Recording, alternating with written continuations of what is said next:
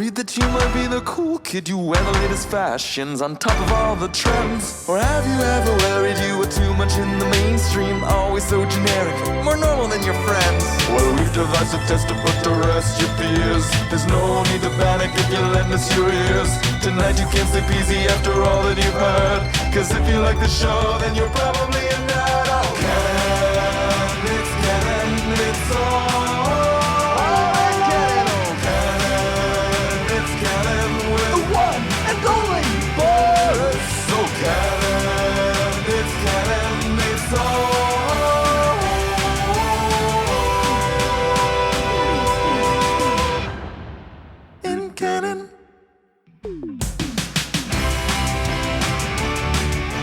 Hello, everyone. Hello on this beautiful, fucked up Sunday. Original air date May 31st. Here I am. You're listening to the ITS CANON Podcast. I am your host. I am Boris. And this week I am joined by the one, the only, the magnificent Phil. Hey, everybody. How you doing? Thank you for that lovely introduction, Boris. You're welcome, Phil. Anytime, Phil. How's your week been, my friend? This week has been a really weird week. It's been really weird. Well, you know, I think we should address the elephant in the room before we really get started. Yeah. And, you know, as I go off and I talk about this, you know, this is 100% my personal feelings. I can't speak for Phil. If Phil wants to speak for himself, he can. But this is just kind of how I feel about things. I don't want to get too deep into it just yet. But at the same time, I don't want to pretend that nothing is happening in this world. I don't want to pretend that everything is hunky-dory, that everything is fine, that everything is awesome. I don't want to, you know... Also, at the same time, I don't want to make anything seem less than it really is, because what's going on right now in the world is absolutely devastating, for lack of a better word. On Friday morning, throughout Friday, I was just down the entire day. All week I've been down, but on Friday I just felt like, you know, this is now at a situation, you know, we're past the point of no return. It's all or nothing at this point. And obviously, you know, what I'm talking about is the protesting that has been happening, not only in America, not only in Canada, but honestly everywhere around the world. This has been happening. You know, for Europe and other places outside of North America to hear about what's going on in the States and the reason why things are happening. I'm not going to say it's unheard of, but it's not normal, everyday news cycle type thing out in Europe and other places. So the fact that they're not only hearing this news and reacting to it as well, you know, just shows you that, hey, maybe there's a problem going on in America. Maybe there's a systemic issue actually happening. Maybe some people are actually past their boiling point and want to be heard. So, you know, obviously what I'm talking about is all of the protesting that's happening in the States, all caused because, you know, there is a systemic issue in the United States, whether you want to admit it or not, with, you know, how people view minorities, how those in power want to treat those minorities, and essentially, you know, police brutality. You know, I've been trying to wrap my head around how I'm going to talk about this, and honestly, if you don't like what I'm listening, or if you don't like what you're listening to right now, if you're angry with me, you can unsubscribe. I'm okay with that. So I'm not going to sugarcoat things here. I'm not here to, you know, play off and pretend that everything is perfect. There are real issues. Some of the things that Phil and I talk about are actual real issues, and you know, this is one of those things that I just need to get off my chest. You know, America is broken. America has been broken. This is not a new issue. You know, year over year over year, we've seen this brutality happen to minorities. The LA riots in the early 90s, come to mind in my own lifetime. I was a child back then. The LA riots happened, and that opened my eyes to, hey, this world is pretty fucked up. This world isn't as perfect as everyone thinks it is. And over the years, we've seen more and more happen. And we've allowed more and more to happen. That is why the police now think that it's okay. Do whatever it is that they're doing to minorities. And what it is they're doing, they're killing minorities. They're actually killing minorities. And we've accepted this as a society. We've been angry. We've been talking about this more and more, but it's still, nothing has changed. Colin Kaepernick has gone as far as to kneeling during the American anthem, and people were more pissed off at the fact that he was kneeling over the reason why he was kneeling. People wouldn't listen. Any time that any black child was murdered by a police, no one listened. No one ever listened. It's at its tipping point. We've accepted it for so long, and minorities are just angry, pissed off, and they want to be heard. Equal rights doesn't mean that we're going to be taking any rights away from anyone else. Equal rights is equal rights. Just because a minority is going to get the same rights as a white person does not mean that that white person is going to have less rights. At the end of the day, everyone just wants to be treated equal, but we live in a society, in a system that doesn't allow for that, and people are fucking pissed off. And that's what's happening right now in the world. And like I said, I don't want to turn a blind eye and pretend that it's not actually happening, that everything is fine, that everything is awesome, because the truth of the matter is that things aren't awesome. Like I said, if me talking like this is angering you to the point that you want change, good for you. Go out and change. There's so many things that and ways that you can help.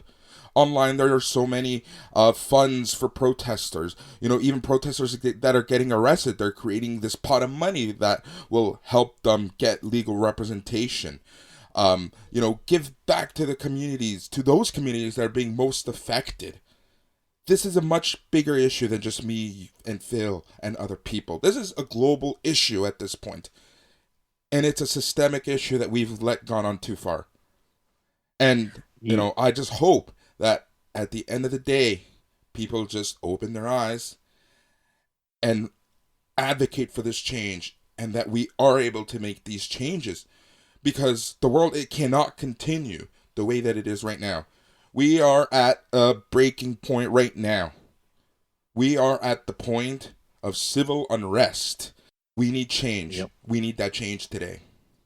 Hey, just briefly, I know we're here to talk about our geek stuff and all the things that we enjoy, but just to acknowledge what's going on in the world, broke my heart to see the video this week, multiple videos of people being discriminated against and losing their life. It was very upsetting.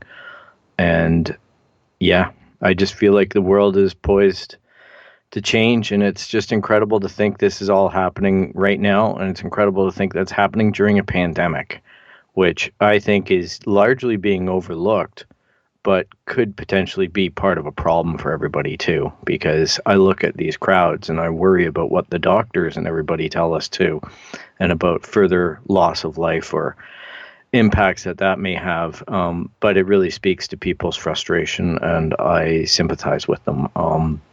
I really hope that this issue gets resolved in a peaceful way, but I completely understand people getting this upset because it's serious. It's being ignored and acknowledged and ignored for a long time, and yeah, I'm shocked personally. Every day that I turn on the news, every morning that I see what happened in the night before is just further evidence of people's frustration and their right to feel that way.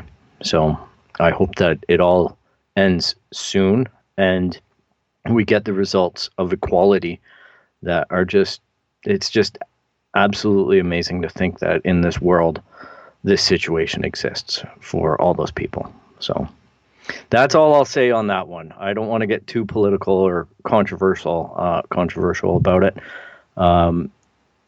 And yeah, Yeah, it's Yeah, just really sad. it is. It is. At the end of the day, it's really sad, and I'm not advocating for violence. I'm not advocating for people to go out and burn their cities down.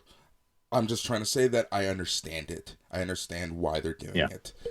And on that note, I think before we start with the rest of the show, we're going to take a very quick pause, to reset ourselves, to reset the mood. And then when we come back, we will be talking about all things, everything on the It's Canon podcast. Hey everyone, and welcome back to the It's Canon podcast. As always, I'm your host, I am Boris, and like I mentioned earlier this week, I am joined by Phil. Hello, hello. On this week's show, we will be talking about all things, everything, but specifically, we're going to be talking about the news. We're going to be talking about the Snyder cut, the possible Ayer cut. We're going to talk about why they're even thinking of doing this, and how they can actually make a movie worse than it originally was. Go figure. We're also going to be chatting about AI, artificial intelligence, and how that is actually changing the world. We've seen a lot of examples of this throughout even this week alone on social media. And, we're going to get really deep, and we're going to have a fantastic conversation about that. So before we go any further, Phil, how are you? How has, your geek been going this week? Hey, another video game down. Finished Call of Duty Modern Warfare. That is an absolute hog on the hard drive, so I was happy to finish and delete that son of a gun. And other than that, there's been a lot of great news into some of my niche markets, which would be Jim Henson and Muppets.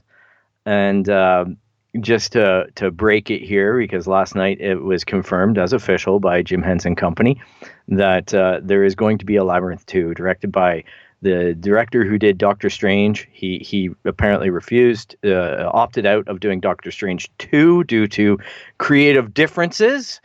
And he's going to be working with Brian Henson and Lisa Henson, I believe, or Cheryl Henson, two of the kids who are still all involved. The three kids are all involved with the Henson Company, and they just recently finished up their project with Dark Crystal Age of Resistance, and it looks like puppetry through that show and through The Mandalorian, because as we're seeing in the Disney Gallery, Yoda is an actual puppet. Yeah. He's an actual physical entity. It's not just a CG thing. And I think practical photography is really making a big comeback, and I think that bodes well for the industry of puppeteering. As well, additionally, the Fraggles were announced as a full-time TV show. They will be opting a full season for Apple TV subscribers. So that is really great news for all of us nostalgic geeks and people with kids and whatnot, because that show was way ahead of its time in terms of the interconnectivity of the universe, a lot of the messaging in it, very dear to Jim Henson's heart, and it really is a gem. If you're not aware of the Fraggles, I highly recommend checking it out on your Amazon Prime in Canada. I think it's on HBO in the States, and give it a watch, and especially if you have little ones. It's a fun time. It's great seeing the reboot, and they're doing it in quarantine. It's all being filmed on the iPhone. It's iPhone 11 filming with the puppeteers at home. And it's just been great to see the actual characters realized again, even though some of the original puppeteers have passed away or are no longer doing that work, like Steve Whitmire. But they seem to have really great character replacements in terms of they get the voices bang on, they get the characters of the Fraggles from the original show, and it's just been a pleasure to see all that, and I'm extremely excited about where this could all lead. Yeah. Are we talking Dark Crystal sequels? Like, this is actually becoming a viable thing outside of Disney, which is, I think, for me, is probably more important at this point, because Disney don't seem to be managing their Muppets very well, but they did announce that they are bringing out a new show for the Muppets that's going to be coming out, I believe, this summer, about an unscripted Muppets kind of show. So we'll see what happens. I hope these properties get more exposure, because I grew up with them, as I think a lot of us did. Sesame Street, The Muppet Show, Dark Crystal, all that stuff. And it's great to see it again, and it's great to share those stories. And it's such a wonderful, ahead of its time world that was being seen by Jim Henson and the other puppeteers. Boris, your thoughts? That's one of the things that I really wanted to bring up was the whole practical CGI versus the more practical approach that we have seen in The Mandalorian. And I think that it's really cool that we are seeing the more practical photography, the more practical filming as it pertains to some of these franchises. And what and I think the main reason for that is that, I think we're all tired of seeing the CGI heavy movie. After the prequel series, it was just way too much.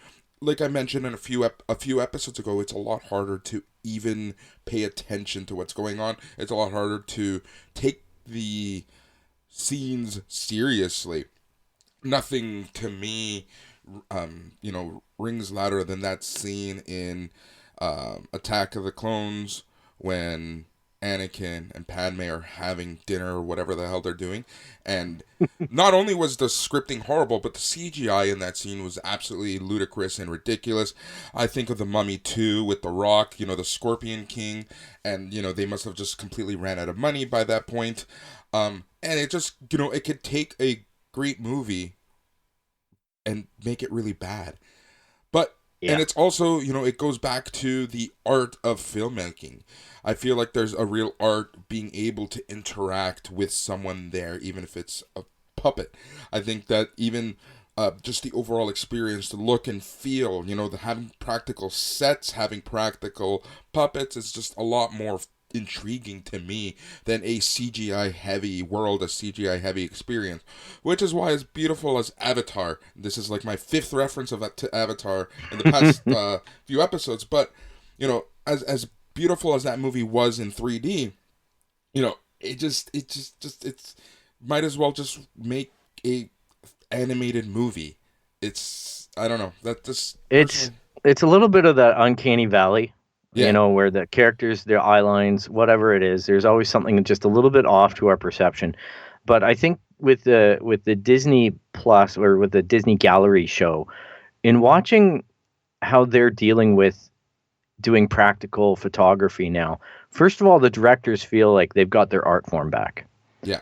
Secondly, they're able to, all the characters in the show are able to react to the same thing instead of having to imagine it and react to it. And then thirdly, it's helping a lot with lighting. And this is something that maybe for the casual viewer, you don't really realize, but CG effects and green screen or blue screen or whatever color screen they're using this week, those things are really hard to get lighting down. Lighting looks off, and that's kind of that uncanny valley for us all. We look at it and we go, something's not right. In our subconscious or whatever, or even out loud, whatever it is, you go, that makes me feel weird. I don't know if I like it. And it's usually the lighting. Something's off between the foreground lighting and the background lighting, because some guy has to sit in the studio, God love them, and do this post-production addition CGI thing and try to light it. Yep. And I don't know that guy or that person knows what the heck they're doing with that. And then there's some director comes along and goes, yeah, that's okay. Let's do that. It's an achievement in one way, but I think maybe we should stick to our strengths. And this Mandalorian kind of soundstage where, the volume, they call it, where it's all LCD screens around them 360 and an LCD screen on the ceiling, and using the Unreal Engine, they're able to real-time render graphics that people are interacting with and creating these environments and using real practical dirt and effects to articulate what's going on. Like everything's real as far as they're concerned, or that environment completely fools the actors and the production team. So all that's really great. I think that is the future, and it means that people are still involved and it's not just driven by computers. We'll talk about that later. Ooh, good one. I like that. Yeah, like at the end of I'm a fan of the practical, and it just, to me, it just looks more natural. You get a better reaction from everyone. You brought up a great point when you mentioned that, every actor has a different reaction, and then when you put the scene together, it just doesn't flow the way that it actually should, versus, how it actually should be. So that's that. The other thing I wanted to bring up and kind of chat about is, something we didn't talk about last week, because we had a pretty, again, heavy agenda, but I wanted to talk about the Zack Snyder cut of Justice League. The fans have been clamoring for it. The fans have asked for it. Even Zack Snyder himself asked for it. If you don't know the full story, Zack Snyder left Justice League in the middle of production because of personal family issues, and they ended up bringing in Joss Whedon, who essentially made it his own movie. He is pretty much butchered, for lack of a better word, the original cut, and basically what we saw in the theater wasn't the original intention of the movie. So essentially, since the movie got lackluster reviews, lackluster fan reception, people have been asking, hey, I wonder what the Zack Snyder cut would look like. I wonder what his vision actually is for this movie. So since the movie was released back in 2017, people have been just asking, hey, I wonder what if? It's the ultimate Marvel what if scenario in the DC world. What if Zack Snyder actually finished his movie? So after years and years and years of asking and talking about it, WB Warner Brothers did announce a few weeks ago via HBO Max, their new streaming service, that we are going to get the Zack Snyder cut. Now, we don't know what exactly this means. The information that we do know is that all primary shooting is completed. There will be no reshoots, as far as they've said. So everything has been shot, but they're still working on CGI, fixing whatever they have, using the old footage. For example, we're actually going to see Darkseid in this cut, which, years ago I remember seeing the rumors and that he would be making an appearance because they wanted him to be the Thanos of the DC Extended Universe. So, take that info for what it is. Here we are. And we're going to get the Zack Snyder cut. I don't know if it's going to be a movie. I don't know if it's going to be a multi-part thing. But they said they have as much as 6 hours of actual film that they can use to tell the entire story from beginning to end. So I don't know if it's going to be a limited series. I don't know exactly what this is going to be, but we are going to get the Justice League Zack Snyder cut. Now, that's the news.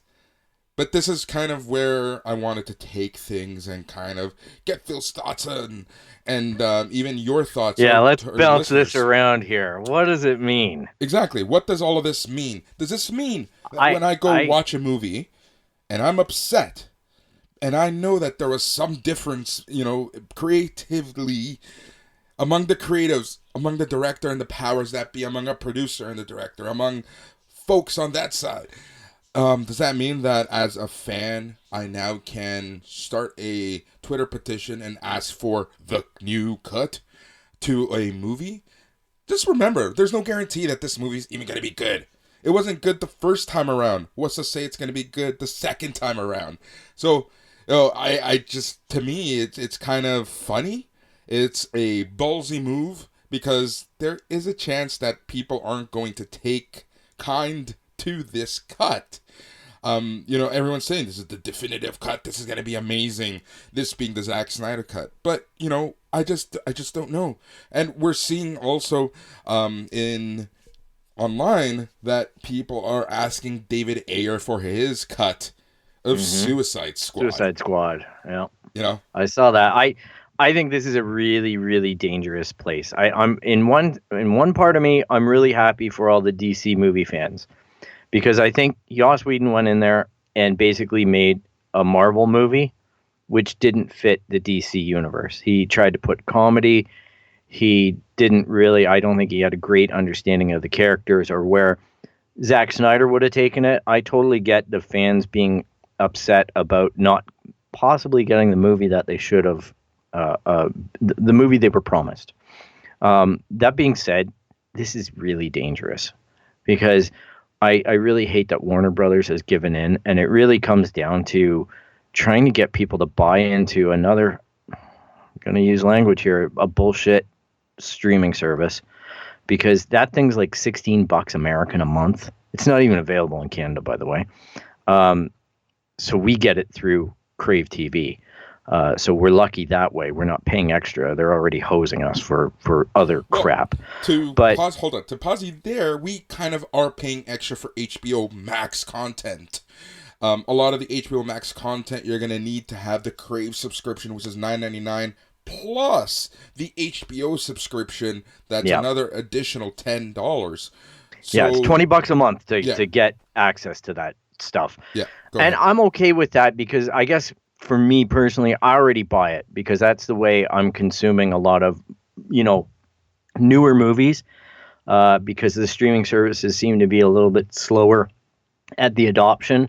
And I find that there's enough content on there due to Canadian rules about streaming and whatnot and licensing rights that it justifies it. But I really feel bad having to. It's like a bait and switch, man. It's like HBO come out and that news was like huge, right? It rocked the world about Zack Snyder, the Snyder cut.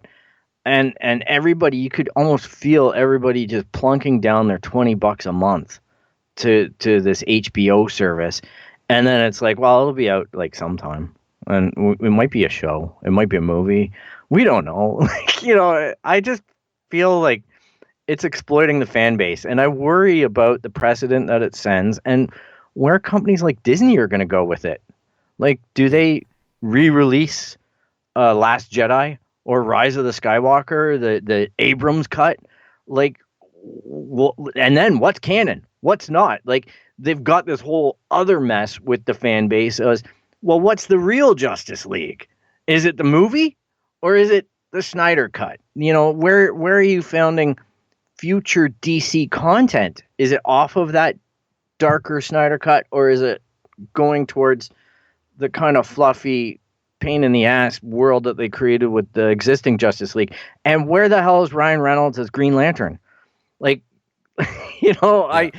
it's just a confusing place that DC's in. I really feel bad for the movie franchises because there are times when I start catching on to it and just really liking it. Yeah. And then I go and I watch something from Marvel that's 23 movies into a series and I'm immediately up to speed and I go, holy shit, they did that right. Yeah. Like as much as you can like it or not like it, whatever, that's up to people to choose. But as a casual fan of that kind of stuff, I look at Marvel stuff and I go, holy shit, they got it right, which pains me when I see what they're doing with Star Wars in some sense. Like, the movie franchise is a mess. Thank God for Mandalorian and other exploits. Yeah. The issue is everyone is trying to replicate a world now, the way that Marvel has, but people forget that Marvel took 23 movies to create said world. It took 4 years to even get to the point where we could have one Avengers movie. It took a really long time to get to that point, and they built out their world little by little. Whereas now, even in Star Wars, they're just trying to throw everything and the kitchen sink at us all at once and trying to have us soak up so much to create this grand world and this continuity. And then on the DC side, with Man of Steel, there's a chance that they didn't even intend for that to be the kickoff of the DCEU. So again, just shoehorning stuff to make it all quote unquote make sense. It's overall hurting them. The one out that DC has is that, in their comic books, they heavily rely on this multiverse, with various Earths. And for those of you who have seen, the Crisis of Infinite Earths on CW, know that, all of these representations of characters can and do live within one realm, including the DCEU.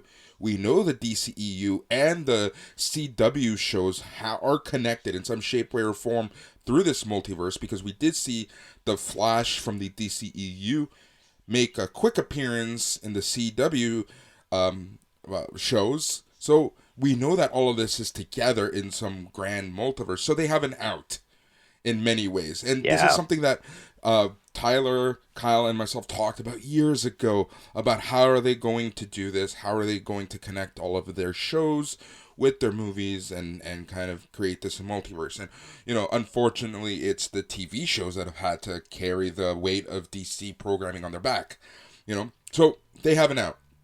When just speaking to that, think about in Marvel's universe, the launch of the whole Marvel thing was actually the Incredible Hulk when they got the rights to Incredible Hulk from Sony, which were making a train wreck out of that franchise. That movie didn't really feel like the Marvel universe, but there's a scene at the end where Robert Downey Jr. kind of comes in. And I'm talking about 2 hours of pretty well acted Edward Norton and Liv Tyler and all these, pretty good actors. It was filmed here in Toronto.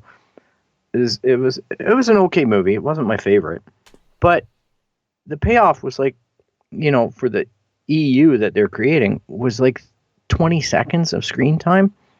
And that's a testament to the slow, methodical build that they're doing and interlinking and the oversight and the thought process that goes into it.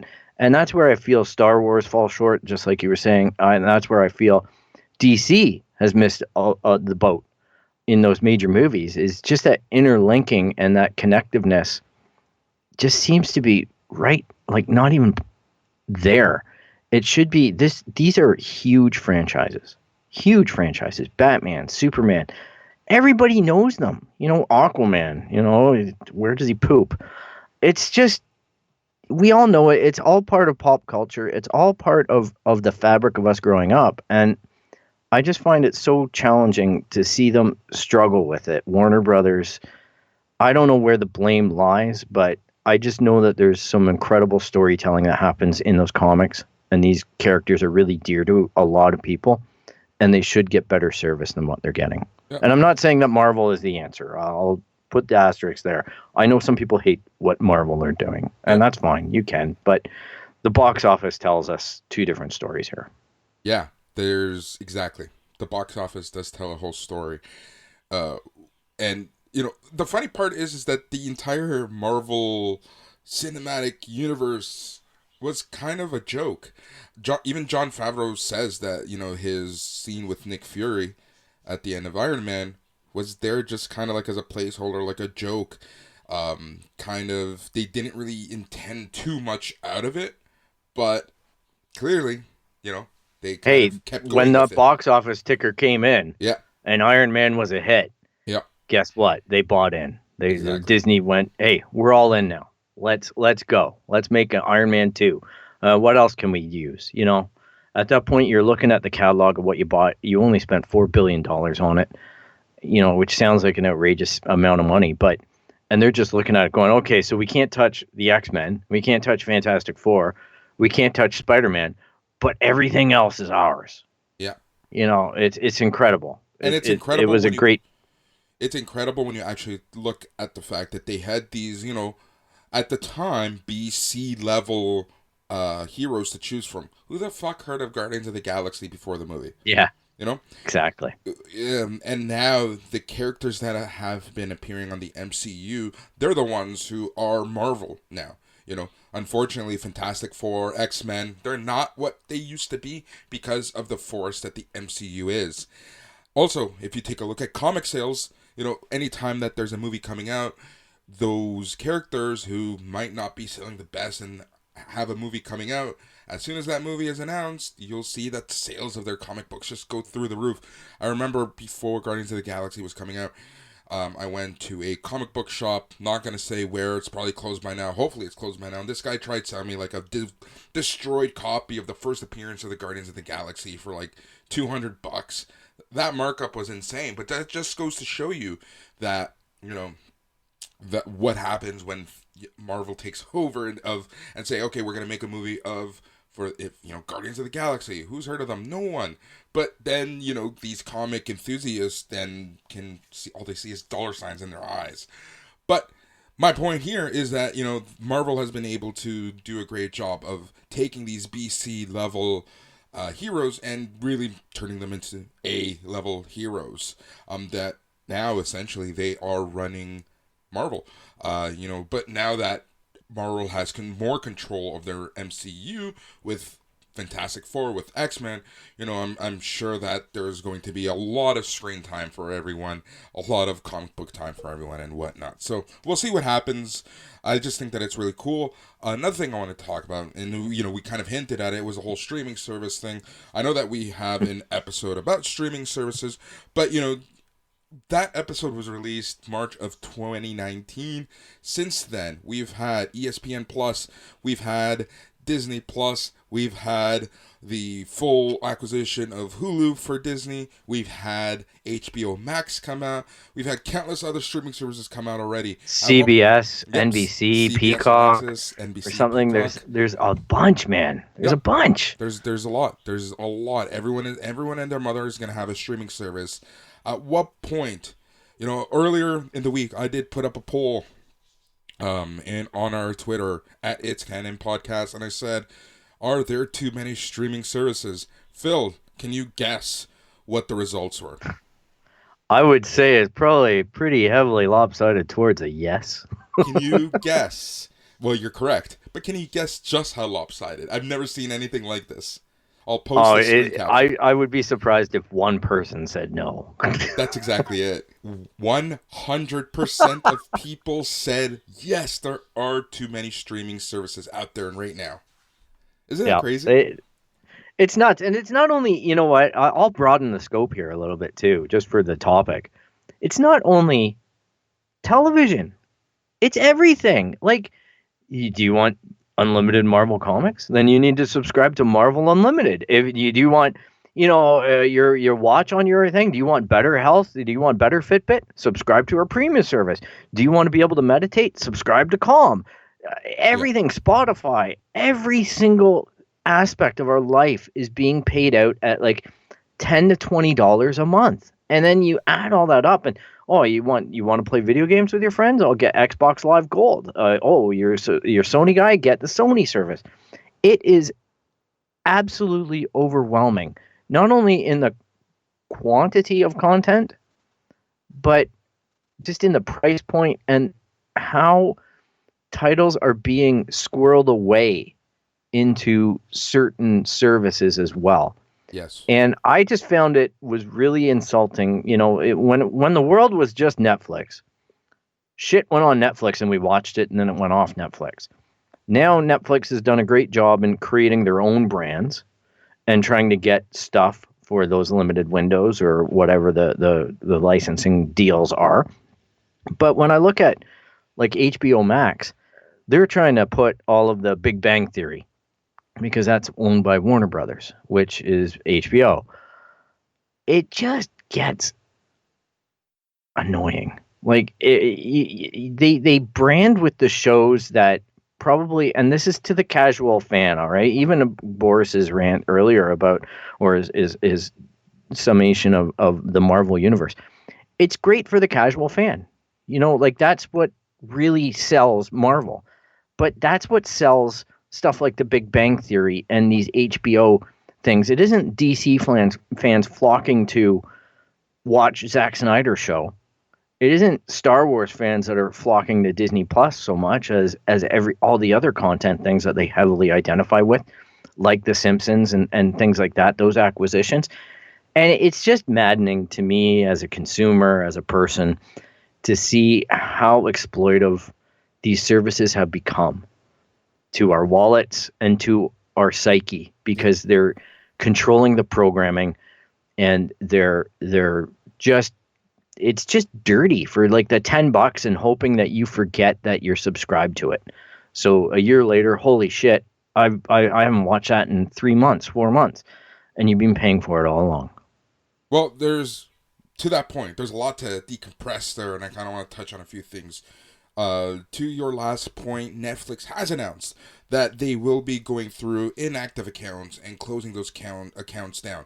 So people who have been paying into Netflix for so many months, maybe they purchased it for one specific show or for a specific time period, and they just forgot about it. They're still being charged. I don't know how people don't know what they're paying for, but it happens.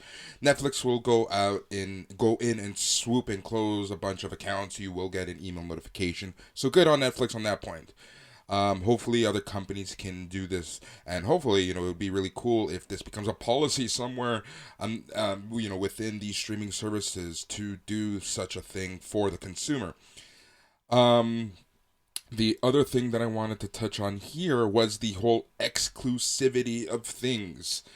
Over the past few months, many months I should say, maybe even years, anytime I think of a show, I sometimes want to watch a show, I have to actually think about what streaming service is this thing on. And I actually have to Google search this. And, it's just crazy that's how I am now consuming content. It's just crazy the amount of money that I pour into streaming services. And I've actually done the math, and I'm just like, holy crap, this is so much more than cable. The whole point of streaming services, in the around 2000, even 10 to 15, was the fact that people could cut the cord. But now cutting the cord is becoming so much more expensive. And it's to the point now because, you may only be able to watch one or two shows per streaming service because everyone has their own streaming service. So it's to the point now where what's the point of purchasing said streaming service? I know a lot of people on message boards and Facebook groups who were pissed off and upset when Disney Plus came out because of The Mandalorian, and how that was a Disney Plus exclusive, and a lot of people went to torrenting that show. So one of the things that I was taking a look at was how many people are actually torrenting shows, and believe it or not, no shock to me, but the illegal torrenting, illegal means of getting a show has risen over the past few years as streaming services are expanding and the exclusivity deals are being enforced. So rather than companies actually getting money from people are going back to torrenting, back to streaming, illegal streaming sites, and their Android boxes and whatever it is that people do. So it's just interesting to me. It's no surprise, but it's interesting to actually talk about the fact that, hey, people are now finding their own ways of watching things because it's so hard to find what you actually want to watch and think of, hey, I want to watch, show X, but show X is only available on this streaming service. This streaming service is only available in the States. How can I watch show X? I'm going to have to download it. So, it's just really interesting to watch, to see this actually happening because I feel like we're getting the opposite results of what everyone was talking about for the past few years in regards to cutting the cord. Yeah, people are still cutting the cord and they're choosing what streaming services to watch. But those people who want to consume more than the average person want to, watch what they typically watch on TV, it's just becoming that much harder. And you have to pick and choose specific streaming services. Or if you want them all, it's going to cost you so much more than cable actually does. Phil. Now, interesting point that you brought up about Netflix doing that kind of deactivation.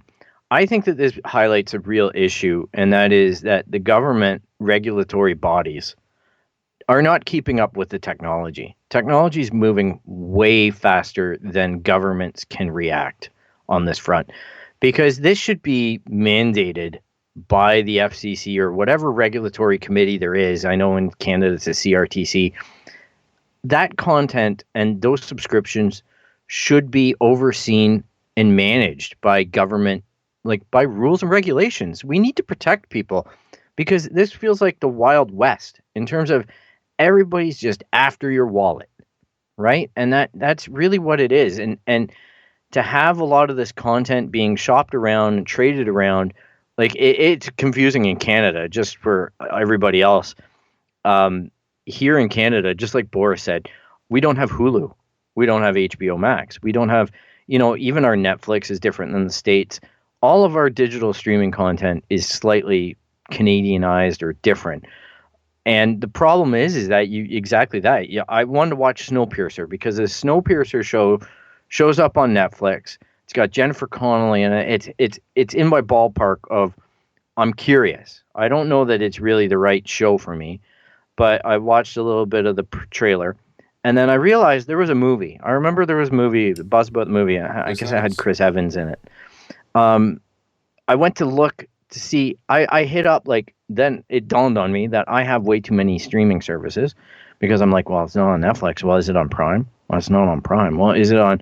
I'm going through everything and I'm like, holy shit, I can't find this movie. I looked it up on Google Play. I'm like, I'm not gonna buy this. Maybe I'll rent it and watch it, see if I like it. And then it kind of showed up on my Crave TV app. So I downloaded the movie yesterday with the intent of watching it. It's just amazing. It's just absolutely mind-blowing how much work we have to do to just track down freaking content here in Canada, because what the internet tells me where it is isn't where it is in Canada, because we don't have these services, or they have different content because there's different licensing rules. Yeah, I want to touch on one thing that you did bring up, and that's the whole government mandating things. I know that some people are yelling at you right now saying, Phil, shut up, the government shouldn't get involved. They want this anarchy. They don't want the government touching this stuff. And that's fair. That's fair. I get it. Yeah. But I do agree that the government is super slow at taking a look at technology and the technological ramifications of certain things that are out now. Uber, for example. Uber was a game changer, but governments and others, agencies, just couldn't keep up with them. Yeah, like Uber, but you look at a lot of stuff, like how McDonald's gets away with exploiting children for years, just completely marketing at kids, everything like that, to just create this fanatical kids fan base of money, right? It was all about marketing and money because they didn't react to the marketing. They didn't understand what was going on. This is that same area being exposed. The government just doesn't understand what's being done in the space that may be affecting people, maybe making people poor.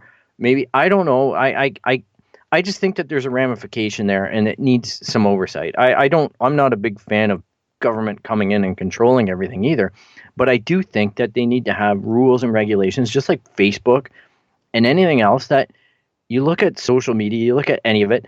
Hey, guess what? You have the right to remove yourself from social media. You have the right to, not be subscribed to that service if you haven't accessed it in X months. That type of thing. And the onus is on the company to deactivate or to comply. And if they don't, there's repercussions. I report it to somebody and I say, hey, I wanted to be removed from Facebook and I'm not. And then they go after Facebook for me as a citizen. Well, I just think that there's value in that and it's being overlooked. I agree. Look how long it took governments to react to junk mail and mailing lists of, for email purposes. And the phones, all the scams and everything. That's a whole other issue. Yeah, I know, but it falls under that category, though, of just stuff gets away from people. They're spoofing numbers and things like that. So you think you're getting a call from a company and it's really a call center somewhere else and they're just trying to get your credit card information or whatever it is. It's sickening, right? It's the government needs to, this is the counterpoint. We think the government is overly controlling, but they're so incompetent. It just shows that they're not, That's the issue. They are just horribly incompetent. If governments around the world were to actually be a business, the CEOs would be removed. That's all I'm going to say. I don't want to get too deep into that. So I know it's conspiracy theory and all that. I get it. It's just annoying as a consumer, and that's where I'm speaking, and I'm sure there's a lot of people who may disagree or agree with me, but there's just too many streaming services, man. Like, they need to consolidate some of this. Like, the free market will do that. I get it. Eventually NBC are going to just say, they're going to pull a Fox and just say, fuck it, we're for sale. Mm-hmm. Somebody come buy us, because I read through the Fox acquisition in Bob Iger's book, and I found it was fascinating that the owner of Fox, whatever his name was, the guy who still owns the news, Rupert Murdoch. Rupert Murdoch, yeah. He came to him and just said, "Look, I can't innovate fast enough. I can't keep the boat afloat at Fox because we fell asleep at the wheel. and we see what you're doing at Disney, and that's where we want to, like, I got to sell this shit. I got to get it off my books because it's all going to sink if I keep on steering the ship. I don't want to be in the game anymore. The game's changed. If companies weren't investing millions, billions into R&D every year, a few years ago, they're behind the game and they're not going to be able to keep up. We're seeing our world where really there's going to be 3 winners: Apple, Disney, AT&T. Yeah, pretty much. That's the sad part of it. All right, Phil. Yeah. What do Fantastic Beasts, the sequel, Little Mermaid, and Batman have in common? Oh gosh. Oh, you got me on that one. I just know in Little Mermaid there's probably a penis drawn in there somewhere. What is it that they have in common, my friend? They can all start production again in the UK, as the UK has signed a new bill so that they can start producing and filming movies, TV shows, what have you, again. So, a part of this list, like I mentioned, the sequel to the newest sequel to Fantastic Beasts, the Little Mermaid live action movie, and the Batman, which is going to be controversial on so many levels, can all resume shooting as the film industry in the UK can restart soon. So yeah, and I would imagine it's going to be soon here in Toronto too. Canada has Vancouver, all these great places that have license or the ability to produce this kind of stuff, and Atlanta's already open.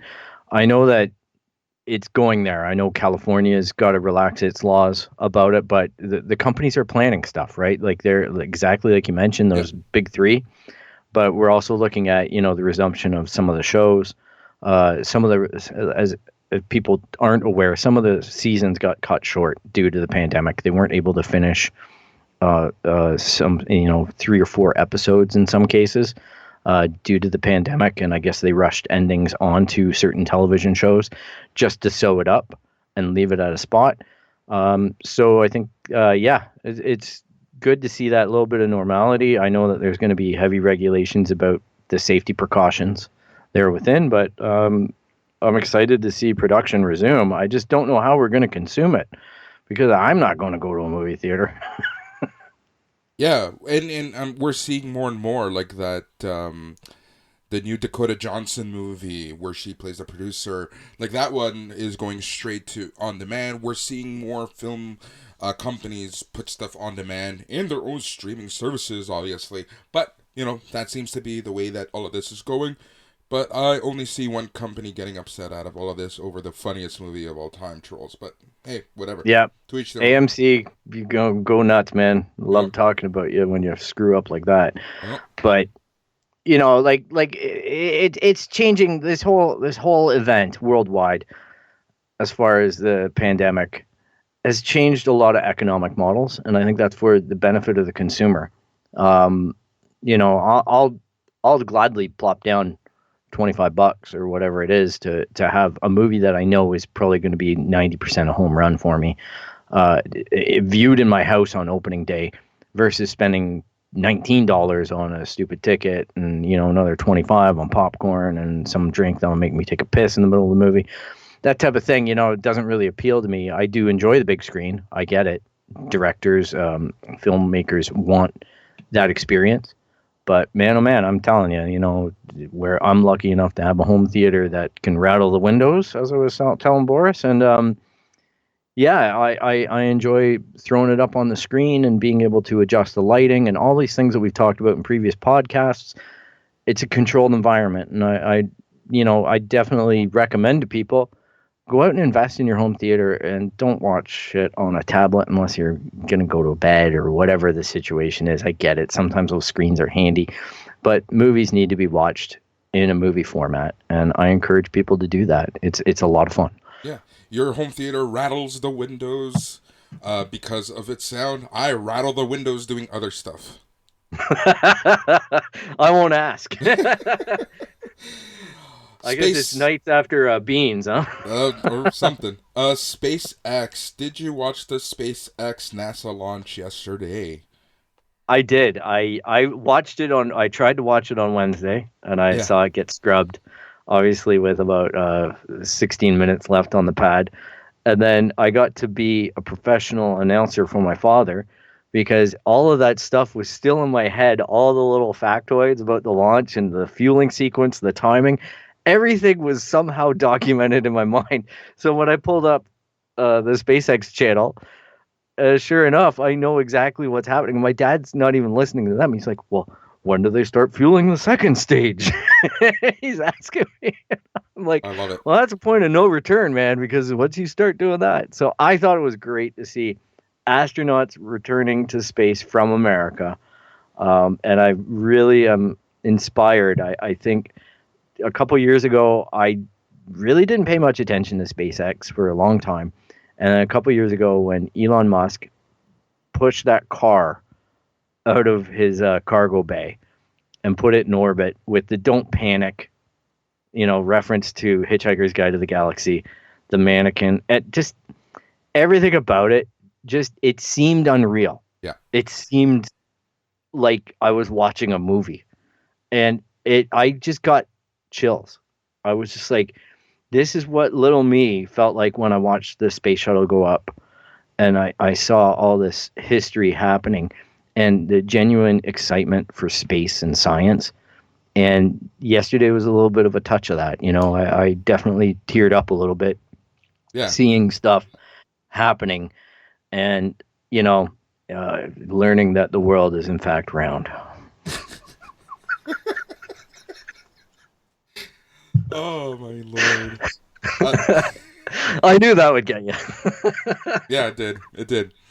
Little space and science is a hell of a thing for everyone, and overall, I think that that's something that the entire world needed. Something awesome like that to happen. But here's an interesting thing. I know some Gen Xers who didn't want to watch the space launch live because of their childhood traumatic experience with the Challenger. So it's interesting seeing that some people are still, live that through, even though they were kids. I remember that day because I was in public school, and it was upsetting. Like, it really was upsetting. Yeah. But at the same rate, I watched yesterday with a little bit of a NASCAR mentality, because I was like, well, this thing blows up. Like, I knew that the astronauts have this new escape mechanism and everything like that. And seeing how diligent SpaceX has been in testing that Dragon capsule and whatnot, I certainly didn't hope, I wasn't pulling for a disaster, but there's a sick part of everyone that kind of tunes into it just to see, is that thing going to blow up? I hope those guys are okay. Good old Bob and Doug. It's life, right? It's why a lot of people enjoy NASCAR, or did enjoy NASCAR, it's the crashes and stuff. So, and you know what? The funny thing is, in the news cycle was Elon Musk and them were testing a rocket in Texas on Friday, and they fueled it, and then it exploded unexpectedly. And I'm thinking, those poor astronauts are sitting in that chair like, I hope it doesn't blow up. Yeah. Good old Bob and Doug. Yeah, Bob and Doug, yeah. And on top of that, Bob and Doug McKenzie, take off, eh? Like, they did. No, but that's the thing. Like, I feel like, as sick as that sounds, I feel like, a lot of people tune in to watch that, and I feel that it's covered the way that it is, partially because of that. But it's also, like, I'm not going to take away from how awesome it is to see that the momentous occasion that it was, the huge step forward for SpaceX and NASA, and good on Elon Musk's wallet. Apparently, Elon is, I think, more concerned about the return to Earth for them. Yeah. That's got the hair on the back of his neck kind of standing up. So I do hope that the complete mission is a success, and Bob and Doug get home and get reunited with their families. And I really applaud how strong they have to be in order to be the rocket testers. It's just an incredible speaks to incredible guile and willpower that they have. Yeah. So before we move on to our break, Phil, do you have an update on Animal Crossing. Yeah, I farmed. I really hit the shit out of some rocks, and I fished the crap out of the sea. And yeah, I put all the money in the bank because apparently my basement cost 2.5 million bells. So I set up the ultimate man cave down there. I'm gonna give you I know you want the details, right? Oh yeah. Because I got the little face mask in Animal Crossing, so I'm being socially conscious of transmission digitally. And I just built a hell of a man cave, and I've got my little Nintendo Switch and my 55-inch LCD TV in there, and I am just rocking in the free world. I do little things like I put little tells in my game. I do have an entire room that's fixed with washrooms stuff.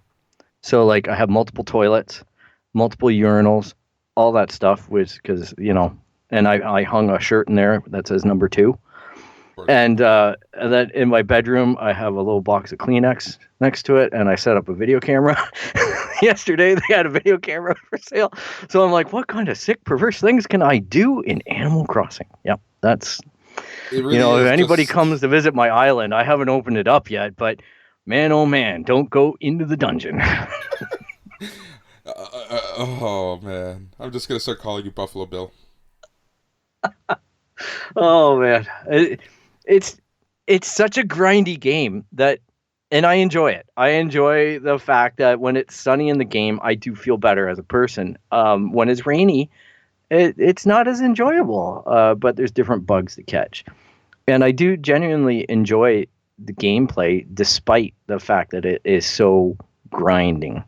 They made a good game, and it's perfectly timed with this pandemic. So good on Nintendo. I'm a fan.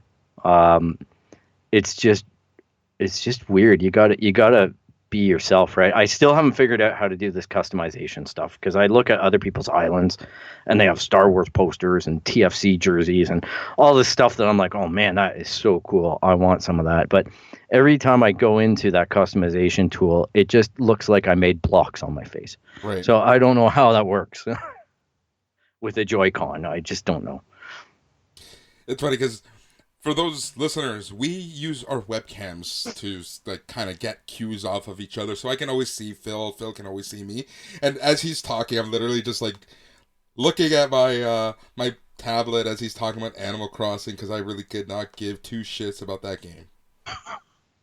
Yeah. You know what? Different strokes for different folks. God love you. You watch reality TV. Yep. I aside from Lego Masters, I had to stop. I used to watch the Trump one, and I got so disgusted by him that I had to stop. I just didn't like him as a man. And anyhow, I just didn't like the exploitive nature of reality TV. Oh, and I get it; it all does it, but it's entertainment. So I'm so torn. If that's what you like, go for it. I'm so torn though, because it's like part of me hates the fact, because I know these people, all they are, they real people put into these bullshit scripted situations, but it's just so fun seeing people yell at each other. Yeah, it is, but I don't know if you recall, back in the day when we were involved in our extracurricular activity of the soccer group, I was approached, I think you were the president at the time, and we managed it. We were approached by a company to do a reality show. They wanted to film like a tailgate of this thing where the concept was the chefs would be drunk or something. Yep. So we're sitting there talking to them, and I'm just like, okay, so this is all supposed to take place in the day. I don't know that we can incorporate this during the day and a game and all that. And they're like, oh no, we film it over 2 days, but we cut it so it looks like the same day. Yeah. And I'm like, okay. And I'm like, well, it doesn't really sound like a good idea to have drunk chefs cooking for people. Well, they just pretend to be drunk. They're not actually drunk. And the more that they kept on telling us, the more I'm just like shaking my head. Like, no, we're not doing this. Like, this is deceptive. Yep. And just like Tyler had pointed out last week, I just don't know what they're doing to these people. The horror stories behind The Bachelor and The Bachelorette and all the stuff about drinking and advances and all that. Ugh, it's just creepy. And this is after our Sony experience. So we were already bitter about the whole situation of reality TV and even documentaries. Like, we were so careful about what access we gave to these people because we don't get a say in the final cut. So Yeah, we had too many interviews, I know, go sideways on us, and that was a great teacher. Because when you're not driving the content, you're unfortunately at the mercy of whoever is, and they don't always portray you in the best of light. You know, anybody who really needs gets a good insight into that. There's a Flat Earth movie on Netflix where I think they approached the flat earthers as if they were going to make a documentary about it, and it just ended up not being about it. It mined on different societal cues and things like that.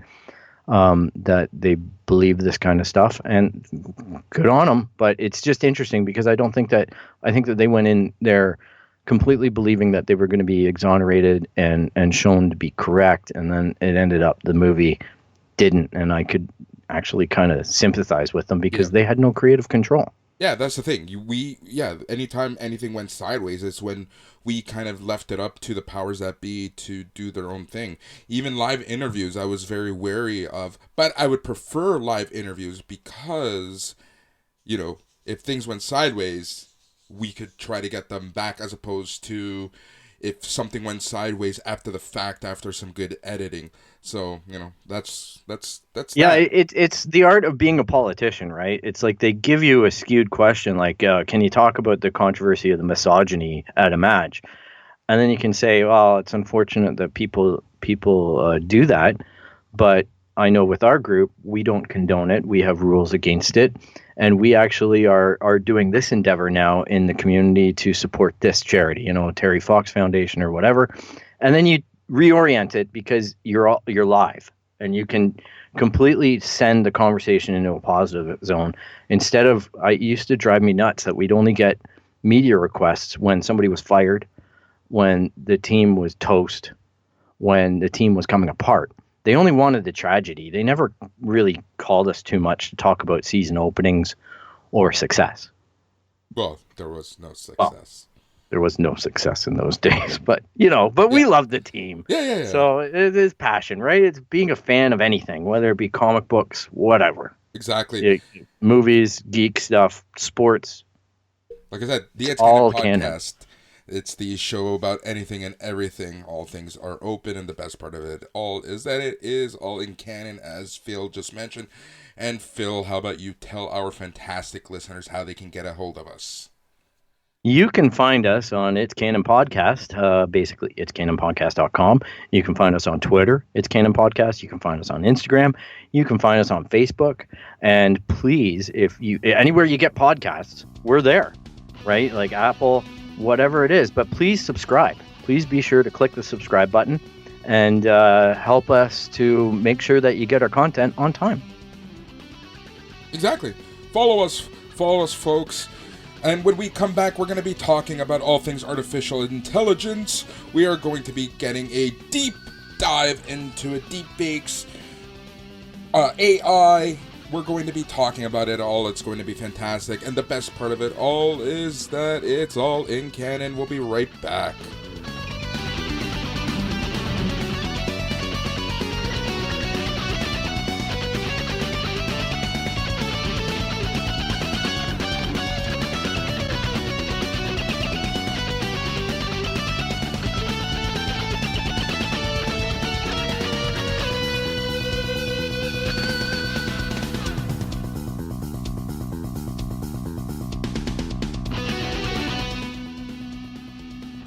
Hey everybody, welcome back to the show. It's Canon Podcast, and I'm your host, co-host Phil, and I have Boris with me. I just want to give a quick shout out because I know Tyler wanted to be a part of this conversation. He's under the weather this week, so I hope for him to have a speedy recovery. Everybody wish him well, and I'm sure he'll be back with us soon. But today we want to talk about a topic, I guess, that is a little bit controversial, potentially. I don't know. It depends on which part of the industry you might be employed in. It's exciting, but I guess one of the first times that I experienced this topic, and I know Boris and I have talked about this in the past, was probably in Terminator 2 or Terminator. The whole idea of Skynet, this AI kind of presence that was, basically bulldozing mankind. And, we saw movies like The Matrix and whatnot where, we're a virus and that type of thing. I think that all that stuff is kind of like this, it's kind of doomsday-ish talk that gets everyone discussing it. But the reality is here, AI is happening, right? These computers are getting smarter and smarter. When we look at Google and what it's doing just in the gaming industry, like they taught an AI to basically outperform humans in one of the most complicated games called Go. There's some fantastic documentary evidence about that, and just how these things are rapidly learning exponentially. Like, it's hard to understand or comprehend how quickly this industry is evolving. And like we had talked about previously in the podcast about government regulation, there is no regulation. There largely everybody who monitors this stuff is asleep at the switch. And it's getting to the point where this is where it really kicked off for me. Seeing that we have things like influencers, we call them, right? Social media influencers. And these are people who put together Instagram profiles or whatever the medium of social media that they choose to be a part of. And they work at getting a lot of followers and setting examples and getting sponsorships. And then starting to tell us how to consume as people. Either we identify with them or not. But there's now a new type of influencer, and this is where I'm going to start off the conversation. There's virtual influencers. And it's kind of loosely in the AI territory. It's maybe a little more boardroom controlled, but I think it's subversive in nature in the sense that we're being manipulated by, I think there's a Spotify person called Michaela. She's got music out. She signed a deal with Calvin Klein, and she doesn't exist. She's the perfect, pretty person who doesn't exist. She's a boardroom concoction. And they're putting content out and fooling kids. Like, I'd hope that people do the research. But, Boris, how do you feel about this? Have you looked at it? Yeah, so it's crazy. This is absolutely insane, like, to me, that all of this is happening, but none of it really surprises me, and it's just crazy how sci-fi touched on so many of this exact thing, having virtual singers. This was a huge part of Macross Plus with Sharon Apple and whatnot. So, taking it back to, hey, back in the early 1990s, we were predicting that this would happen, and here we are. And it's the funny part about this is that back then we would always say, this will never happen, this is impossible, we won't let this happen. And here we are, where things like this are actually happening. We are being entertained, we are being influenced and manipulated by things that don't necessarily exist. So I don't know. It's scary. It's really scary that that they being the powers that be, the powers that control this, know humans so well that they've been able to identify how to kind of trigger what we, how to get a reaction out of us, and they've been able to kind of use that and lure us in, kind of like Medusa, or a siren, and here we are, and. They're luring our wallets. Yeah.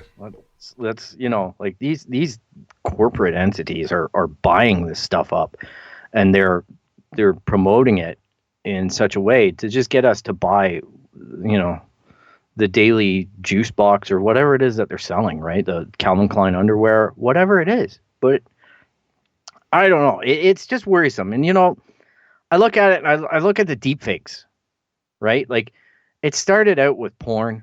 You could watch a weird bobbly-headed porno of whoever. It wasn't real. And it was pretty easy to tell that shit was up. Now we're getting to the point, just down that road here, the deepfakes are getting better and better. The machines are learning. They're going back, and the programmers are learning, and they're making some extremely compelling videos that are not real. Advertisements, but it could be propaganda. It could be anything. Like, how do we fact check this? Like, we have to start worrying as a society, in my opinion. It's cool to think about the technology, just like you said, like, hey, this is sci-fi, man. This is the future. You can't stop it. But at the same rate, man, it's just completely off the hook as far as how real this stuff is, how you can rewrite history.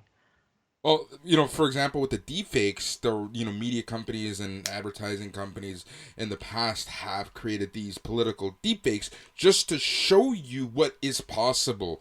But people are actually using this now, and this is a tactic that people and shadowy figures are literally doing and putting that out there. And there's absolutely no way of us recognizing whether something is real or not. Even when you take a look at, what Disney and these companies can do with kind of using younger models of actors from previous footage and making it seem like they literally just acted out, like Princess Leia in Rogue One. Rogue One. Ant-Man. The impressive one out of Rogue One, just Tarkin, I couldn't tell. Yeah. I couldn't tell he was fake, and I knew he was fake. I wanted to find out, his eye wonky, his voice wrong, whatever. Leia, I could tell. Yeah. Leia made me feel weird. Like, I was just like, that's not her. I appreciate what they tried to do, but it was obviously, I wasn't buying it on the realistic thing. But yeah, it's crazy. Go on. Yeah, no, that's exactly it. Like, it's to me, it's just absolutely insane that we've gotten to the point where if you're watching something, you honestly have to question whether this is real or not. It's beyond unreal.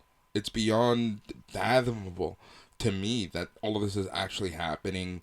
And this is why, the whole government and government regulation stuff just tears me up, because they're so slow at implementing anything. It is more than the Wild West when we take deepfakes and all this stuff into consideration. How are we supposed to stop? There's fake news of the fake news of the fake news now. And I'm not talking about, what some people call fake news. Just because you don't agree with the news doesn't make it fake news. So, but I'm talking about legitimate 100% fake news. Yeah, manipulation points, right? Yeah. Like things that are being done to make you change your beliefs. Yeah. With that sole intention, and you're being manipulated into believing that this actually happened when in reality it never did. But we can't tell. And it makes me think of back in, I guess, the 90s and the early 2000s. We were also worried about, remember, genetic cloning and genetic manipulation and stuff like that. There was a movie called Gattaca, which was great. I enjoyed that. It was all about these gene splicing and everything like that. And I don't know. Today, I don't seem to think I'm too worried about it. Like you saw the government step up and say, hang on, don't cross species. And clones are illegal in this. You saw a lot of newspaper articles or television news that said that the government was acting and that we don't have to worry about this manipulation. However, with AI, I see some influencers standing up and going, I'm fucking scared. You know what I mean? Like Elon Musk and people like that going, this shit is crazy. What we're able to do to people with it. Yeah, no, it's absolutely crazy. And the fact that here's my theory, and I I don't think it's a conspiracy theory per se, but I think that like with gene splicing, stem cell research, things like that, the government didn't have a win in it. But with deepfakes and actual fake news and influencers and fake influencers and bots and that can tweet out for you and things like that, there's an obvious win for political gain using all of these tactics. So they might. That's why I think we're seeing this progression in terms of legislation, in terms of and all that fun stuff taking so long, because political parties, political people with political agendas, lobbyists and whatnot, they are able to get something out of all of this. So why do they want to stop it? Yep, it's true, man. It's true. And then you look at industries as well. Grimes, for example, she came out a year ago and said pretty soon AI is going to be making better music than people can make. And the whole industry shat on her. Like they just people are like, oh my gosh, artists and mistakes belong in music. That gives it its soul. She wasn't making a point about it not being there. I think artists are always going to have an avenue, but I just felt like she hit a really touchy point with some people who are paying attention in the artist industry about the prevalence and the influence that this stuff has, and it's going to know people better than artists do, better than the creators do. It's even Microsoft, I think, just announced that it's laying off a bunch of people because it's replacing them with AI. It's replacing the news feed, the people who would be the editors to put your news onto your webpage. It's now being done by AI. They know you better than the people. Well, take a look at all the algorithms, like iTunes, taking your music list and finding via the algorithm how, what type of music you like. It will tell you what song I think you would like to listen to next. If we take a look at that basic concept and making that larger, if you feed a supercomputer thousands and thousands and thousands of hours of popular music that have been, in the top of the Billboard charts over the decades, I bet you that a computer that can learn will tell you what and how to create a song that people will like. So this isn't a hugely crazy concept for me, the fact that we can get, a top song created by AI. Going back to the iTunes example, when you open up Apple News or you open up even Facebook, a human isn't the person or isn't the thing that's telling you what's important to consume. It's all algorithms and AI. AI is telling us what news is most important at the top of Apple News. AI is telling us what's important from your Twitter feed. AI is telling you what's important on your Facebook news feed. We're all being manipulated by AI every day, and we don't actually know it. It's not a human doing this. The human portion of things is being taken away, from the actual consumption of all of this content. Then when you want to take a look at the moderation side of things, we've heard those horror stories of the Facebook moderators that have gone insane over the stuff that they've been able to catch and, delete, and, the PTSD that they have. So year over year, we've been seeing the AI efforts, and a lot of R&D money going into AI so that a computer can catch things before or as fast as they humanly can, or even faster than a human. However, what we're seeing right now is that the AI, isn't necessarily the best. I've seen a lot of anger with people with their posts on Facebook being flagged because, it's not correct information. We saw a lot of people's posts about COVID-19 being flagged about misinformation just because they tagged the word COVID-19, or they tagged it with something that would put it into the, the no-go list. So, it's these are the things that we have to consider. So now an AI is telling us what's good and what's not good for us to consume. AI is then telling us how and what order we're going to consume it and how important the thing is for us. Because let's be honest, if we take the old days of the news, your top story that they led with, that's the most important news of the day. But now AI is telling us what that news is when we consume something via the internet. Oh yeah, like just look at, branch that out, Netflix. It's just hilarious to me because I know I have my account. My father has his account or his login. I go and I look at his feed, and holy crap, it's way different than my feed. Like it is, it's like a whole different product. Yeah, I'm just like, wow, is it ever curtailed to us? And we don't even know it because we just log in and we find what we want to watch. And it's just amazing to see how prevalent it is. And now it's invading workspaces. Like we're talking about people. Is our job going to be just building the machines or doing backups and just minding them? Because people's livelihoods are disappearing now. And I'm a firm believer as well in the idea that just because it goes away somewhere doesn't mean that there's not another industry that crops up. Like, the people who sold horses must have been insanely pissed when the car came along.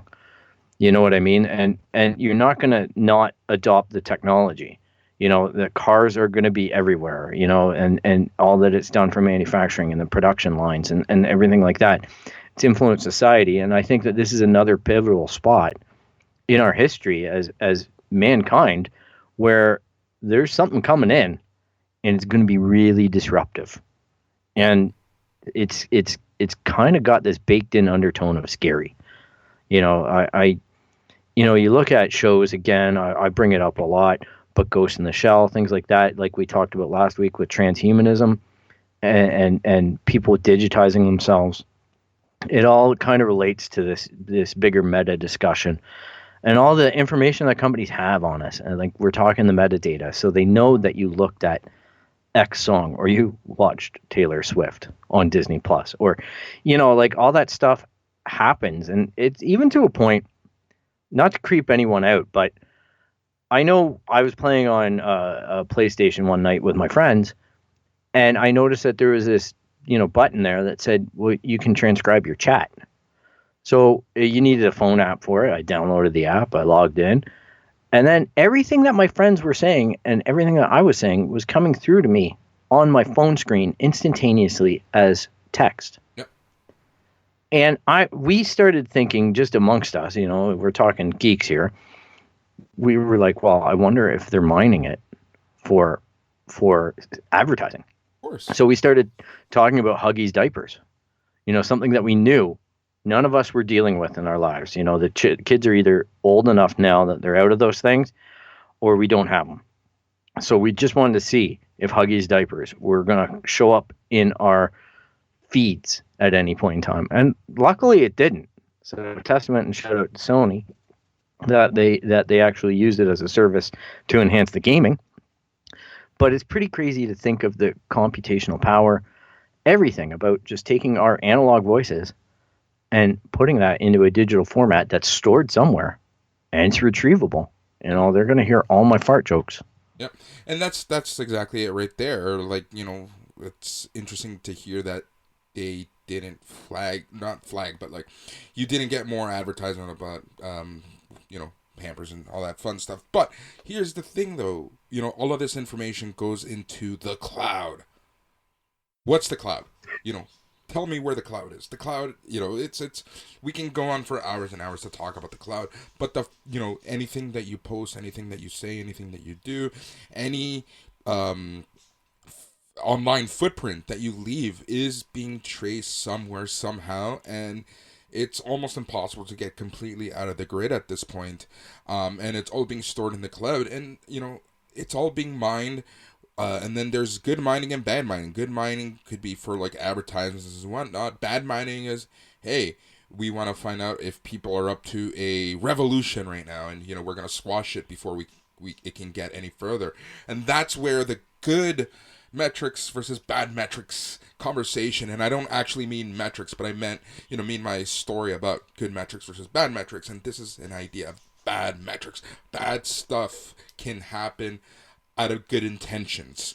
Something that was going to be used for marketing reasons then can be used for finding out, like I said, whether a revolution is going to happen. It can be squashed, and people can easily start disappearing at night, and we don't know. Like, that's the thing. But because of all the information, everything that you do, everything that you say is being stored on the cloud somewhere.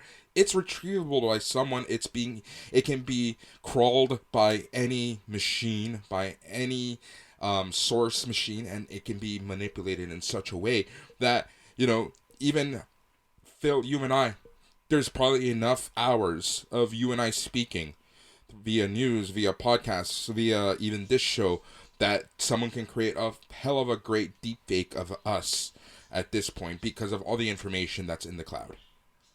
Oh yeah, I think a few within the past year they released some information that basically said they needed like 3 good pictures or something like that, and just a minuscule amount of audio. Yeah. And they could convincingly generate a deep fake of that person, and they used for the example, I believe they went back, This is just off the top of my head, so I apologize for not sourcing it.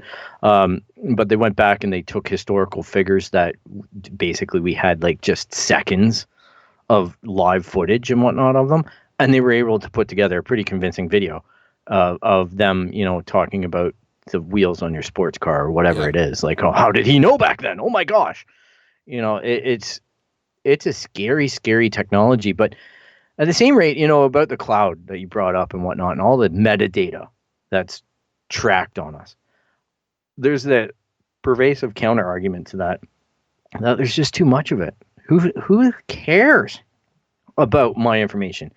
But you brought up a really good point about stuff crawling it. And that's where this technology is really telling, is that it can go in on someone's command or someone's architecture and seek out certain things and pull from that, all that data, and create that bad data, right? And create maybe a little too much information on whatever it is that you had done or enjoyed or whatever. And then they can start marketing to that or manipulating you on those fronts. It really is scary about, I'll tell you another story. I was in Walmart. This was pre-COVID. In Walmart, and they have these self-checkout lanes. And there's a camera that I'm being watched on. They show me the video, which is great because they're like, you're being watched, and here's the little 5-inch LCD screen showing you what we see.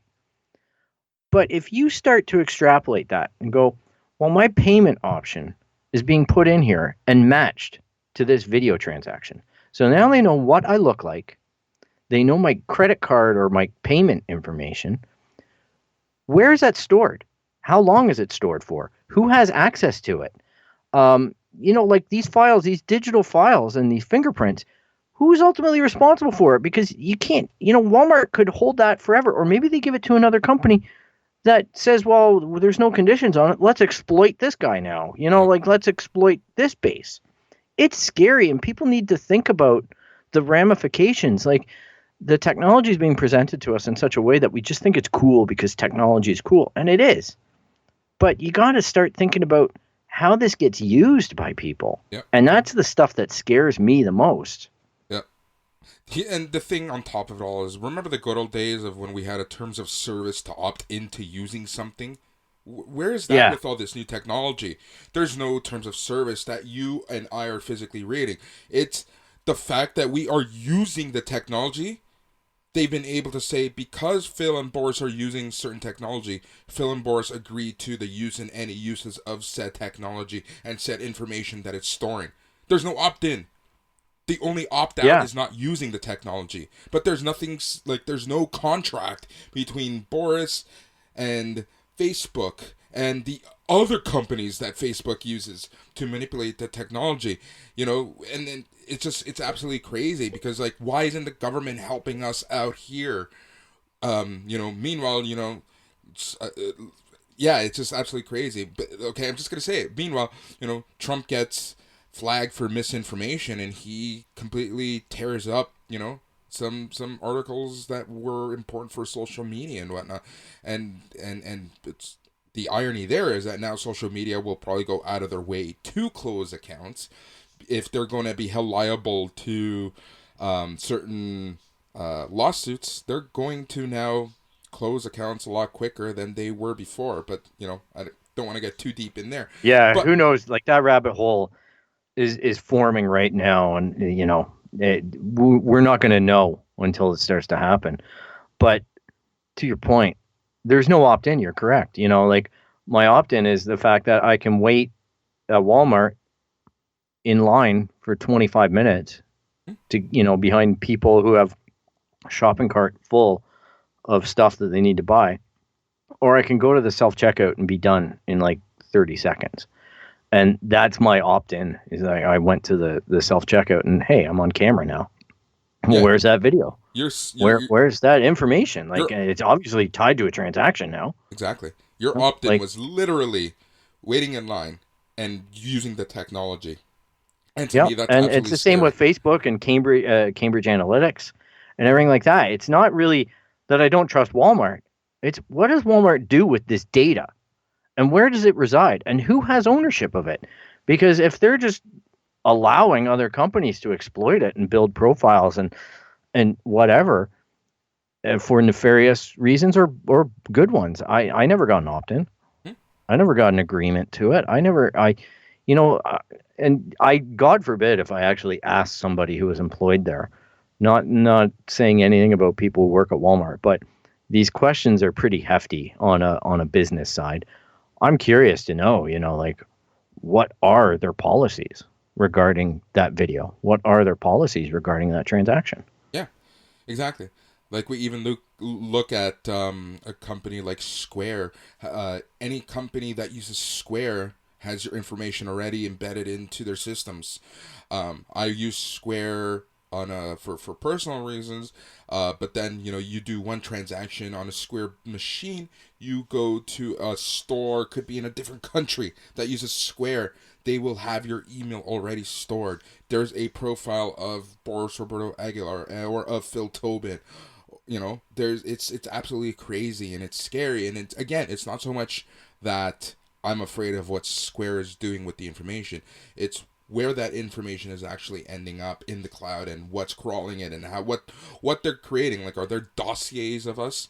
And I know that this sounds a little too conspiracy theory for people, but these are the things. Like, if you're not actually thinking about, what's happening end to end with our information, then you're kind of blindly just living through in this world where ignorance is bliss. And as I would love to live like that, but the issue is that there's so many examples now in history where people aren't necessarily what they seem, and there are agents of destruction out there, and by that I just simply mean that people will use that information for bad. Yeah, well, just look at, the track record of a lot of major companies. Target, I think Home Depot had breaches. Yeah. You can look at there's just a litany of mishandled data in our history. And I think the most recent one in Canada was Life Labs, which does basically all of your blood samples and whatnot got hacked. Yeah. And personal information lost. And I thought, well, at least I don't have my credit card number, right? But no, but they have my health card number. They have personal information that is valuable to somebody, and it's really unsettling to think. Now, to that point, there are a lot of really great socially conscious companies that probably don't get the credit that they deserve, but I know, from my own experience that I've seen companies handle personal data very seriously and are very concerned about where it resides and whatnot. But mostly that's motivated by government regulation. I hate to say that, but it's because that industry is regulated to a point where they say if you're in violation of this, there's going to be a large penalty.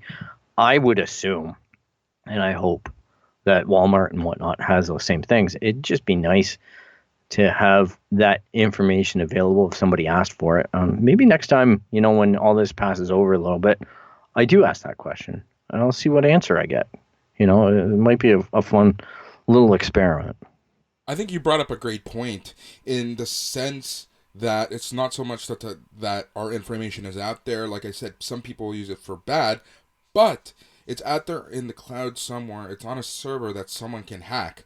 What's this, like, I don't know what these companies are doing to actually protect our information, so there are people, and going back to the whole agents of destruction thing, there are people who want this information for not so good stuff, so they will hack into these servers that contain, your Square and purchasing information, your credit card information, Life Labs. Why would anyone want to hack that? I can give you 1,001 reasons why someone would. For a lot of people, yeah, it is fun and games just to see if they can do it. But there are times where there is a purpose to it.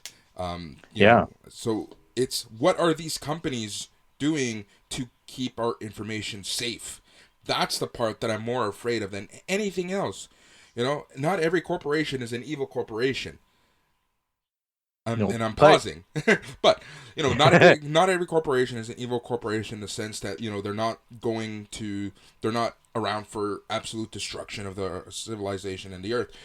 But, we need to better understand how they're handling things, and I just find that there's such a black box. Even public companies, don't answer these questions that we ask them. How can a public company not give us details on how they are keeping our information secure? And I'm not asking for the technical, I just need basic point form, everyday facts and points on how they are keeping my info safe, and they can't even do that. And the government isn't helping us as a consumer, as the holders of our information, how they can help us make sure that these companies are keeping us safe. Yep. But now, here you go, buddy.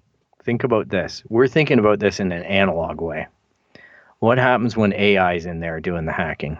What happens when there's a machine without the morality, under the control or supervision of somebody who does have that ill intention, hacking that stuff even more efficiently than a person, than a bot, than, you know what I mean, like the traditional ways?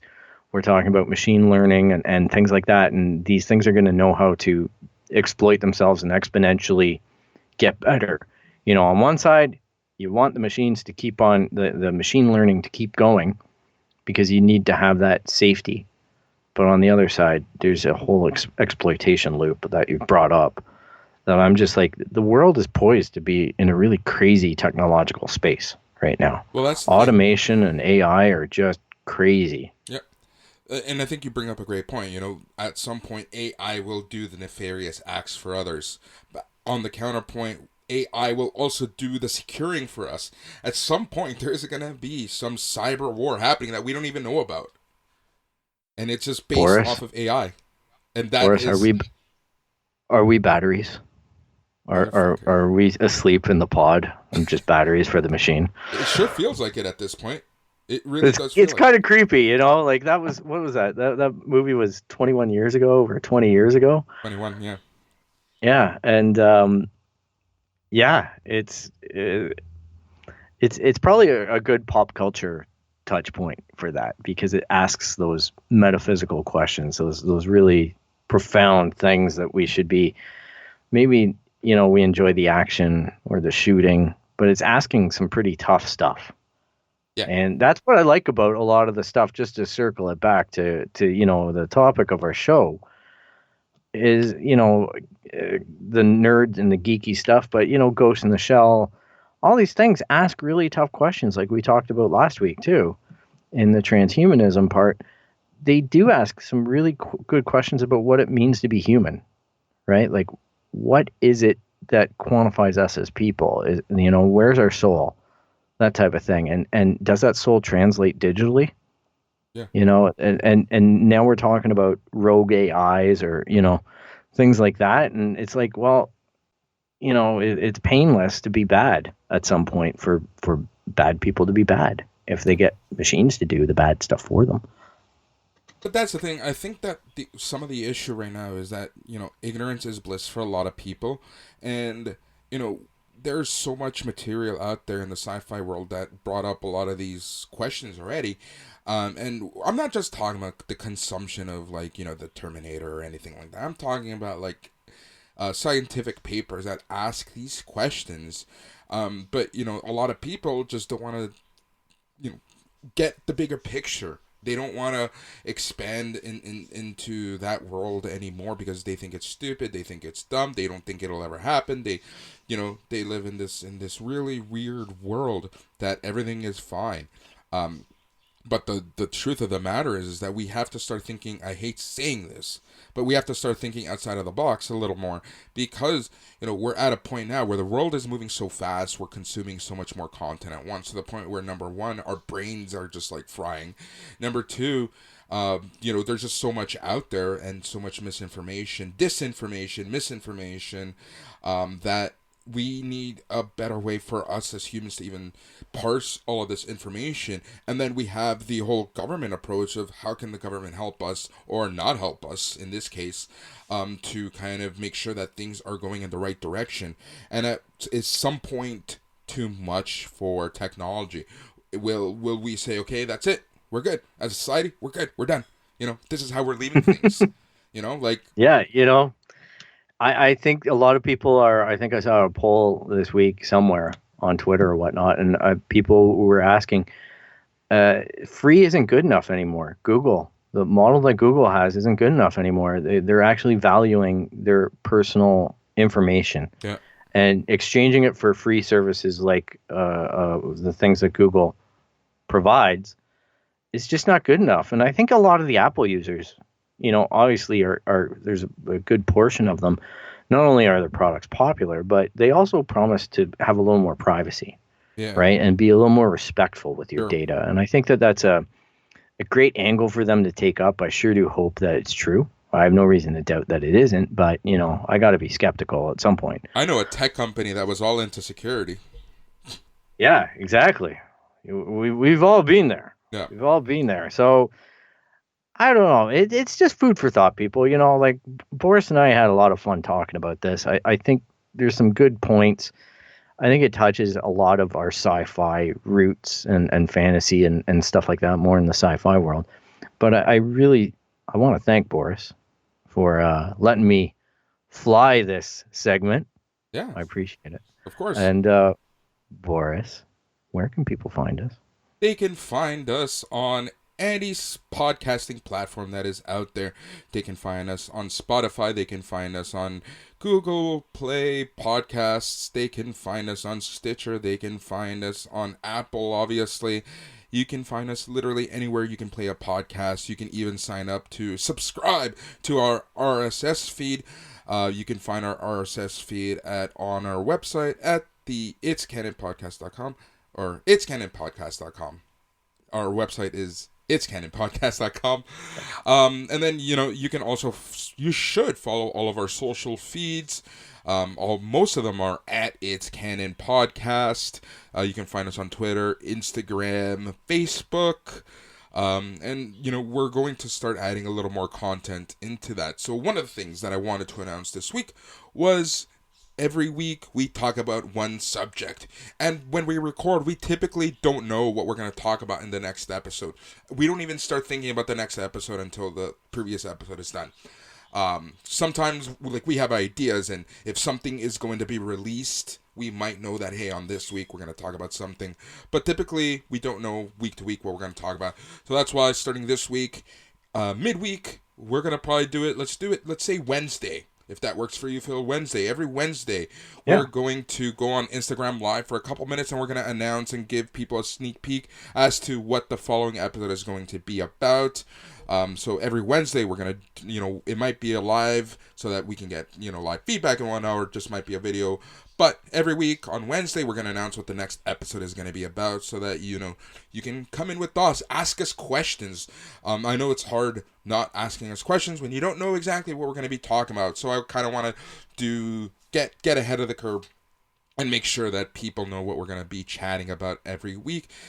Because every week we will chat about something different here on the itscanonpodcast.com or the It's Canon Podcast, and you can find us at itscanonpodcast.com. So Phil, what do you have going on this week? What's the buzz? You know what? Every week seems to be a roller coaster in the media. So I don't make any plans as far as that goes. But you know what? I'll probably catch up on some shows. I've been neglectful of some of the stuff. I need to rewatch Ghost in the Shell 2045 on Netflix. It's difficult because it's subtitled. So I end up reading it, and then I kind of miss out on some of the visuals because I'm tracking the story. So I kind of want to drink that in a little bit and see what's going on, and probably some reading and whatnot, in my spare time. And you know what? I'm trying to, do this, and I'm sure a lot of people can relate. I have way too many video games, and I'm trying to go back in my catalog. Boris talking about the Fallen Jedi, Fallen Order. I went back and played that, and I finished it. So I'm starting to revisit titles that maybe I walked away from in the middle of, and I'm trying to basically clear off a game as completely as I can until I feel I'm completely satisfied to just remove it from the hard drive or, that type of thing. I guess I'm getting really excited as well for Last of Us 2. Yep. Looks like a lot of fun. How about you? This week? Do you have any plans? Yeah, so this week I'm going to continue catching up on some shows. This past week I watched and finished Defending Jacob on Apple TV Plus. Awesome show. It's a limited series, beginning, middle, and it's over. So that was really cool. I've been watching and trying to catch up on a few other Netflix shows that I just haven't been able to finish. I started Space Force. Yeah, me bit too. of a struggle, but I'm gonna get through it. We can talk Yeah. about that next week during the news section. And then in terms of video games, I just haven't had the time to really play video games again, mainly because I'm not at home, so I don't have that privacy, and I don't want to take over the TV and play video games and have people stare at me while I play video games. But I'm still playing Death Stranding. Animal Crossing. No, I'm not gonna touch Animal Crossing with a 10-foot pole, so that's not gonna happen. But yeah, a lot of catching up, and then obviously, even comic books. I'm gonna try to read some comic books this week, and then try to not go nuts. So I think that's everything for this week. Phil, Yeah, thank everybody, you happy quarantining. Yeah, happy quarantining. Phil, thank you so much for chatting about AI, and I know that we went all over the place at times, but AI is such a it's hard, and really it touches so many facets of technology and society now. It's not, AI isn't just a computer that can play chess or beat you at Jeopardy. It's more than just that, and how they're using AI really has expanded over the years. And this conversation kind of highlighted some of those, and we kind of want to get your feedback on what you think. So thank you, Phil. Tyler, you better get better. And as always, this is the It's Canon Podcast, a podcast where we talk about all things, everything. And Phil, do you know what the best part of it is? It's all in canon. Boom. Goodbye, everyone.